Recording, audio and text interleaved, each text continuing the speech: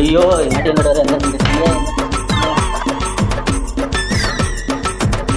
டேய் அன்பு, என் ATM card வரை தொலைஞ்சு போச்சுடா. வீடுலாம் தேடி பார்த்தேன்டா, எங்கேயுமே கிடைக்கலடா. என் அக்கௌண்ட்ல வர 50,000 பணம் இருக்கு. யாரா எடுத்து மிஸ்யூஸ் பண்ணிட்டாங்கன்னு என்ன பண்றது? வாடா பேங்க் வரையும் போய் எழுதி கொடுத்துடலாம்.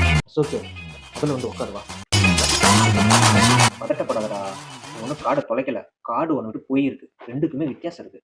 என்னடா சொல்ற? ரெண்டும் ஒண்ணுதான்டா. ஓகே, உனக்கு ஒரு எக்ஸாம்பிள் சொல்கிறேன். நேற்று நீ பெட்ரோல் போட அந்த கார்டை எடுத்துகிட்டு போன பெட்ரோல் பங்க்கு.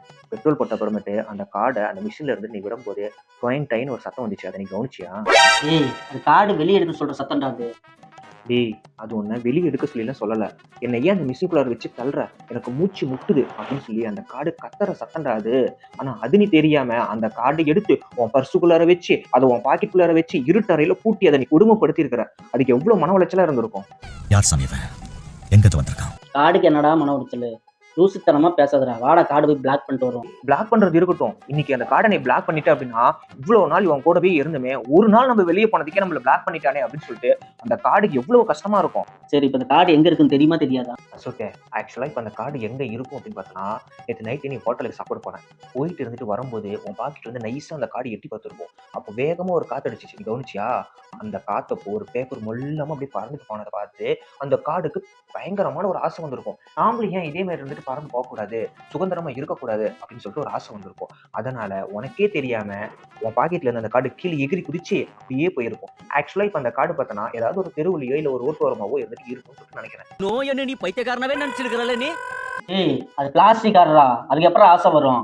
யார் கைக்கு கார்டு கிடைச்சி அது பின் நம்பர் போட்டு காசு எடுத்துட்டு போறாங்கடா. வாடா போலாம். அதுதான்டா என்னுடைய மாஸ்டர் பிளானே.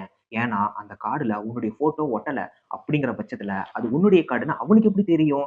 அவன் அந்த கார்டு அவனுக்குன்னு சொல்லி நினைச்சு அந்த கார்டை கொண்டு போய் மிஷின்ல போடுவான். மிஷின்ல போட்ட உடனே அது பின் நம்பர் கேட்கும். உடனே இவனும் இருந்துட்டு பின் நம்பர் போடுவான்.